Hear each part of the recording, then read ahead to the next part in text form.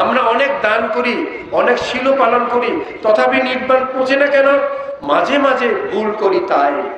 তাই আমরা দৌড়াইতেছি, হঠাৎ করে আবার বসে যাই, ফের খাওয়ায়, ঠ্যাং ব্যথা, বসে যায়, তাই পিছনে পড়ে যায়। এভাবে যেন বসে যেতে না হয়, এভাবে যেন রাস্তা থেকে ছিটকে পড়ে যেতে না হয়।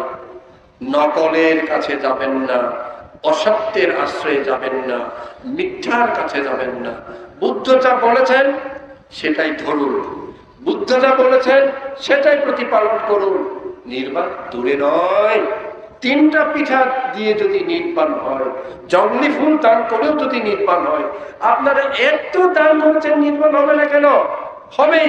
শুধু একটি মাত্র, চলার পথে যেন একবারও ভুল ভ্রান্তি না হয়। বুঝতেছেন?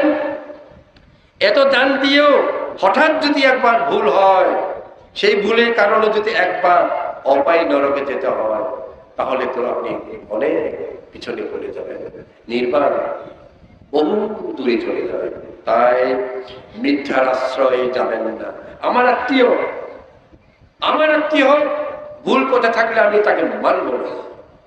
আমার ভাই, আমার বোন মানব না। আমার জাতি, আমার দেশ মানব না। গৌতম বুদ্ধ আমার জাতীয় নয়, আমার দেশের লোক নয়, নাকি বলবো? মনে হয় বলবো ভালো বুদ্ধ, হ্যাঁ না? পোশাককে জাতি নেন আর বলবো একই জাত নেন, হ্যাঁ, নাকি চাকমা? তো চাকমা, সাক্ষ্য থেকে চাকমা তো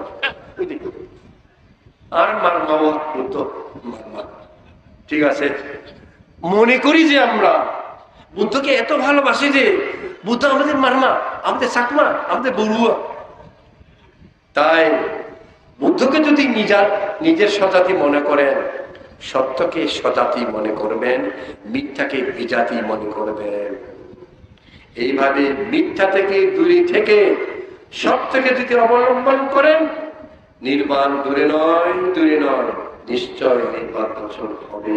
শুধু একটি মাত্র কথা, ভুল পথে যাবেন না, মিথ্যা দৃষ্টির পথে যাবেন না। হঠাৎ যদি একবার ফসকে পড়ে যান, উঠতে দেরি হবে। এটাই শুধু